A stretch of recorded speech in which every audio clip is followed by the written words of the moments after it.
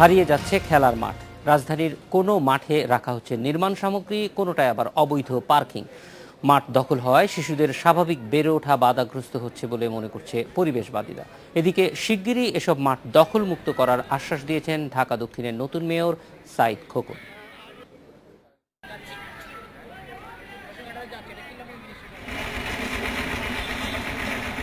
এটি ধূপখোলা মাঠ দেখে মনে হবে নির্মাণ সামগ্রীর স্তূপ।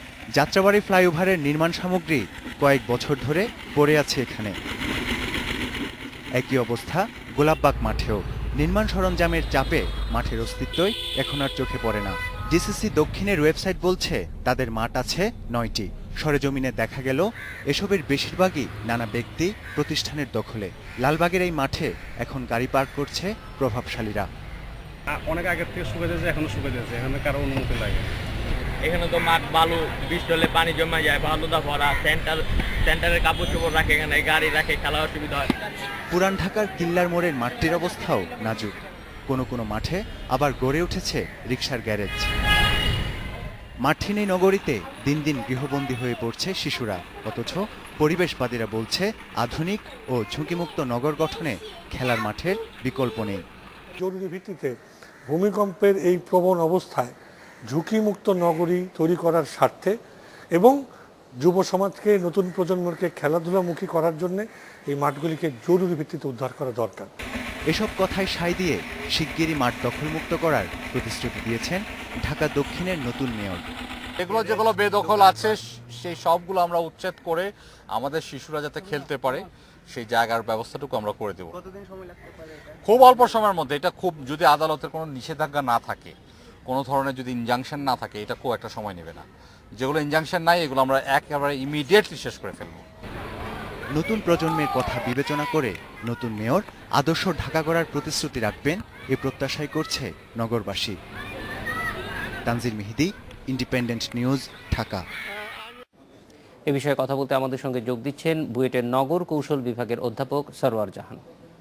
স্বাগত সরওয়ার জাহান। আমরা যেই চিত্রটি দেখলাম, এটা একটা দীর্ঘ সময় ধরেই আমরা একই চিত্র দেখছি। আমরাও যারা সংবাদের সঙ্গে কাজ করি আমরাও দেখি এই চিত্রটি বরং প্রতিদিন খারাপ হচ্ছে। আশেপাশের যে কয়টা অবশিষ্ট মাঠ ছিল সেগুলিও এখন সর্বশেষ আমরা দেখছি নির্মাণ কাজের জন্য সব কয়টি ফ্লাইওভারের আশেপাশেই কিন্তু যেই মাঠগুলি ছিল, মৌচাকে বলেন বা আমি এখানে যেখানে দাঁড়িয়ে আছি আমার অফিস থেকে অল্প একটু দূরেই একটা মাঠ আছে, সেটাও নির্মাণ সামগ্রীকে ভরা, এবং আমরা অন্যগুলিও দেখলাম। এই চিত্রটি আসলে একটি নগরের জন্য কেমন, নগরের স্বাস্থ্যের জন্য কেমন, আমরা সেটা একটু জানতে চাই। মোটেই ভালো না, কারণ একটি নগর আপনার যদি এই নগরে যদি এই ধরনের খেলার মাঠ বা রিক্রিয়েশনের ব্যবস্থা না থাকে তাহলে নগর জীবনটা বিস্ময় হয়ে ওঠে।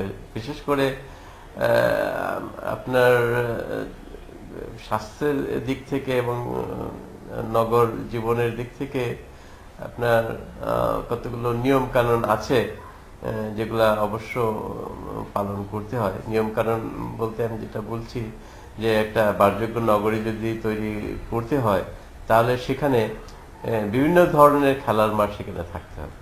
কতগুলো হচ্ছে যে নেইবারহুড খেলার মাঠ, যেটা প্রতিটি পাড়া বা মহল্লা যেটা থাকে সেখানে একটু থাকতে হবে। সেগুলো হয়তো অত বড় হবে না, ছোট, তার চেয়ে আপনার আরেকটু বড়, আরো একটু বড় এলাকা নিয়ে সেখানে আরেকটু বড় পার্ক, আবার শেষ পর্যন্ত যেটা থাকবে সেটা সিটি পার্ক, এই মানে সিটি প্লে ফিল্ড, মানে স্টেডিয়াম যেগুলো বলা হচ্ছে আর কি। কাজে অন্তত 3টা স্তরে 3 ভাবে খেলার মাঠ সেখানে থাকতে হবে এবং প্লে লট থাকতে হবে। প্লে লট বলতে ছোট একেবারে শিশুরা যেখানে খেলে, এগুলো যদি না থাকে তাহলে কিন্তু আপনার খেলাধুলায় আপনার স্বাস্থ্যের দিক থেকে তো সেটা খারাপই, খেলাধুলায় খুব একটা উন্নয়ন করা যাবে না। আপনি যেমন ধরেন আমরা এখন ক্রিকেটের কথা বলছি, কাজেই এই যে যদি মাঠ না থাকে তাহলে খেলবে কোথায়? তাহলে যদি ভালো খেলার সুবিধা না থাকে তাহলে আসলে ভালো প্লেয়ার আমরা বের করবো কিভাবে? এবং সেই জন্যে আপনার খেলার মাঠ দরকার, এবং সেটা শুধু আপনার খেলাধুলার উন্নয়ন ছাড়াও আপনার যে দৈহিক স্বাস্থ্য, মানসিক স্বাস্থ্য, এগুলোর জন্য খুবই দরকারি আর কি আপনার তো এগুলো যদি আপনার ঠিকমতো না করা হয় তাহলে সত্যি কথা বলতে কি যে একটা ভালো নগর সেটা বলা যাবে না। নগরের যে ক্যারেক্টারিস্টিক, যে বৈশিষ্ট্য থাকা দরকার, এটাও কিন্তু একটা বৈশিষ্ট্য। একটা ভালো নগরের বৈশিষ্ট্য হচ্ছে ভালো খেলাধুলার সুবিধা। আবাসিক এলাকাগুলিতেও ডক্টর সরওয়ার জাহান, আমরা দেখেছি আবাসিক এলাকাগুলিতেও ছোট যেই খেলার মাঠের কথা বলছিলেন যে অন্তত শিশুরা খেলতে পারে এরকম মাঠ, সেটি আমরা একবারই দেখি না। তো এই ধরনের এটা যদি তৈরি করতে হয় তাহলে এই উদ্যোগটা কি সিটি কর্পোরেশন নিতে হবে, নাকি রাজুককে নিতে হবে, নাকি নতুন করে আবার পুরো বিষয়টা নিয়েই ভাবার প্রয়োজন আছে যে কোথায় আমরা খেলার মাঠ তৈরি করতে পারি? হ্যাঁ, না, এটা সাধারণত যেটা হয় যে যদি একটা শহর পরিকল্পিত উপায়ে গড়ে ওঠে তাহলে সেই পরিকল্পনার মধ্যে এই মাঠের ব্যবস্থা থাকতে হবে। অর্থাৎ কত শহরে কত, যেমন 10,000 15,000 লোকের জন্য এই ধরনের মাঠ, বা 50,000 লোকের জন্য, এরকম বিভিন্ন রকম একটা স্ট্যান্ডার্ড আছে। সেই স্ট্যান্ডার্ড অনুযায়ী সেটা করতে হবে। কিন্তু দুঃখের বিষয় যেটা হচ্ছে যে আমাদের ঢাকা শহর কিছু এলাকা আছে পরিকল্পিত, আবার বেশিরভাগ এলাকা তো একেবারে অপরিকল্পিত। কিন্তু পরিকল্পিত এলাকায় যখন যেমন ধরেন ধানমন্ডি বলি আমি, অথবা গুলশান, বাড়িধারা, এরকম মিরপুরের অনেক পরিকল্পিত এলাকায়, সেসব এলাকায় ঠিক সেইভাবে স্ট্যান্ডার্ড অনুযায়ী খেলার মাঠের ব্যবস্থা রাখা হয়নি। যেমন ছোট ছোট মানে নেইবারহুডের জন্য নেইবারহুড খেলার মাঠ, প্লে লট, তার উপরে একটু বড় বাচ্চাদের জন্য একটু বড় মাঠ, এই ধরনের চিন্তা ভাবনা করে সেভাবে পরিকল্পিত করা হয়নি, যে জন্য আমরা দেখিনি। তবে আবার কিছু যদি করা হয়েও থাকে, যেমন মিরপুরে আমি যেটা জানি যে বেশ কিছু মাঠকে আপনার প্লট হিসাবে আবার করা হয়েছে আর কি, কনভার্ট করে দিয়ে দেওয়া হয়েছে। সেটা কিন্তু হয়েছে বেশ পরিকল্পিত জায়গায়। এই যে কিছু কিছু মাঠ আমরা দেখেছি ঢাকার বিভিন্ন অঞ্চলে, যেগুলি পরবর্তীতে প্লট হিসেবে বরাদ্দ দেওয়া হয়েছে, এটি পুনরুদ্ধারের কি কোনো আইনগত সুযোগ এখন আর আছে, নাকি এটা আসলে কোনো সুযোগ নেই এখন?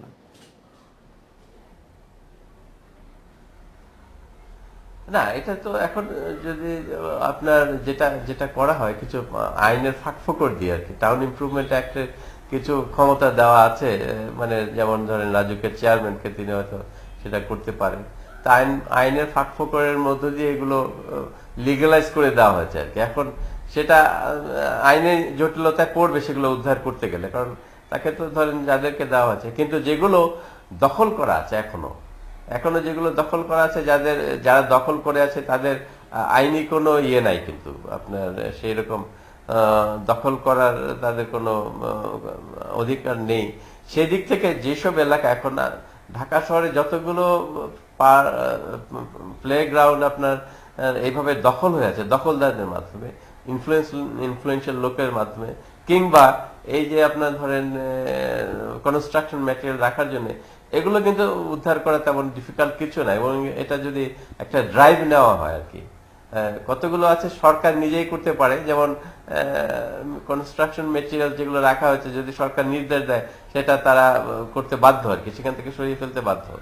আর যেগুলো ধরেন আইনি জটিলতায় আছে, দখল হয়ে আছে, সেখানে একটা কোর্ট কেস আছে, সেগুলো একটা যদি সরকার একটা উদ্যোগ নিয়ে সেগুলো ক্লিয়ার করার ব্যবস্থা, কারণ সেখানে দখলে রাখার মতো তাদের সেই আইনি পাবে না তারা, যারা দখল করে আছে। কাজে এটা কমিটমেন্ট নিয়ে যদি সেটা উদ্ধার করার জন্য আইনি ব্যবস্থা নেওয়া হয়, তাহলে আমার মনে হয় সেগুলো উদ্ধার করা যাবে। তো প্ল্যান্ড এরিয়াতে আপনাকে অনেক ধন্যবাদ আমাদের সঙ্গে যোগ দেওয়ার জন্য। এই ছিল এডিটর স্পিকে আমন্ত্রণ আমাদের পরের আয়োজনে।